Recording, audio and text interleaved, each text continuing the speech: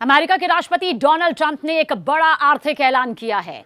उन्होंने ऐलान किया कि 1 नवंबर 2025 से अमेरिका में आयात किए जाने वाले सभी मध्यम हो या फिर भारी ट्रक, उन पर 25% टैरिफ यानी कि आयात शुल्क लगाया जाएगा।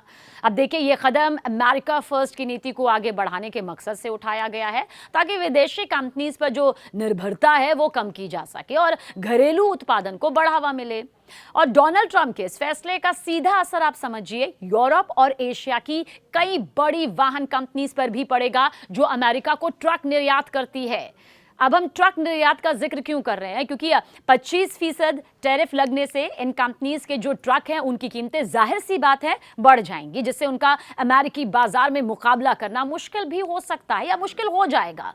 देखिए, जो एक्सपर्ट्स हैं, विशेषज्ञ हैं, वो क्या कहते हैं ये समझिए। दरअसल इस कदम से विदेशी वाहन निर्माता कंपनीज को या तो अमेरिका में फैक्ट्री लगाने पर मजबूर होना पड़ेगा, इसके अलावा उनके पास कोई चारा नहीं होगा, या फिर अपने दाम यहां पर घटाने पड़ेंगे। दाम घटाने का मतलब है कि आर्थिक नुकसान झेलना, और इससे अमेरिकी ट्रक उद्योग को बड़ा लाभ यहां पर मिलने की उम्मीद है। जाहिर सी बात है, क्योंकि इससे अमेरिकी ट्रक जो उद्योग हैं उसके लिए दरवाजे जो हैं आर्थिक तौर पर और बड़े स्तर पर खुलेंगे। ये उम्मीद यहां पर जताई भी जा रही है। बहरहाल डोनाल्ड ट्रंप ने कहा कि इस नीति का मकसद अमेरिकी ऑटो इंडस्ट्री को दोबारा से जिंदा करना है और देश के लोगों के लिए ज्यादा से ज्यादा रोजगार के अवसर पैदा करना है। डोनाल्ड ट्रंप ने क्या दोहराया? यह दोहराया कि अब समय आ गया कि हम अपना उत्पादन अपने देश में करें और अपनी अर्थव्यवस्था को और ज्यादा मजबूत बनाएं। यह डोनाल्ड ट्रंप की नीति है, लेकिन इसके साथ साथ हालांकि नीयत भी सामने आती रही है। माना जा रहा है कि यह फैसला न सिर्फ घरेलू कंपनीज जैसे फोर्ड और टेस्ला को फायदा देगा, बल्कि इससे अमेरिकी मैन्युफैक्चरिंग सेक्टर में निवेश यानी कि इन्वेस्टमेंट और रोजगार दोनों बढ़ेंगे। अब आर्थिक जानकार क्या कुछ कहते हैं? आर्थिक जानकारों का कहना है कि डोनाल्ड ट्रंप का यह कदम अमेरिका और अमेरिका यूरोप के बीच नए व्यापारिक तनाव को जन्म दे सकता है। कई देश इस फैसले को संरक्षणवादी नीति के रूप में भी देख रहे हैं। हालांकि ट्रंप समर्थकों का मानना है कि यह फैसला अमेरिका की आत्मनिर्भरता की दिशा में ऐतिहासिक कदम साबित होगा।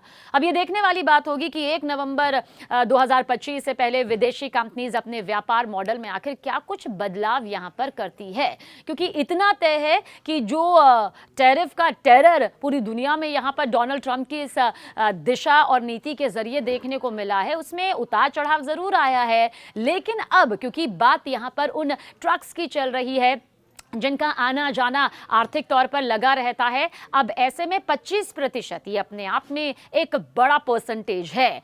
अब अगर ये सामने आ चुका है और आ रहा है, ज्यादा वक्त भी नहीं है, 1 नवंबर इसकी तारीख भी यहां पर तय कर दी गई है। इसलिए विशेषज्ञ यहां पर साफ तौर पर कह रहे हैं, यानी कि जो मार्केट एक्सपर्ट है, कि ये जो कदम यहां पर डोनाल्ड ट्रंप की तरफ से उठाया गया है, ट्रंप सरकार की तरफ से उठाया गया है, उससे विदेशी जो गाड़ियां हैं, विदेशी वाहन निर्माता कि जो कंपनीज हैं उन्हें या तो अमेरिका में ही अपनी फैक्ट्री लगाना पड़ेगा। ये एक मजबूरी यहाँ पर होगी, क्योंकि अमेरिका में फैक्ट्री लगाने का मतलब है कि आर्थिक तौर पर उन पर और ज़्यादा बोझ पड़ना, आर्थिक तौर पर तमाम और नीतियों का यहाँ पर सामना करना। लेकिन ये एक ऑप्शन है उनके सामने कि अपनी फैक्ट्री वहीं पर लगा दे ताकि जो आयात का परसेंटेज है वो उन्हें यहाँ पर इस तरह से ना भुगतना पड़े, या फिर अपने जो दाम है यानी कि जो मौजूदा इस वक्त उन्होंने दाम यहाँ पर तय किए हुए हैं वो उसे घटाएं।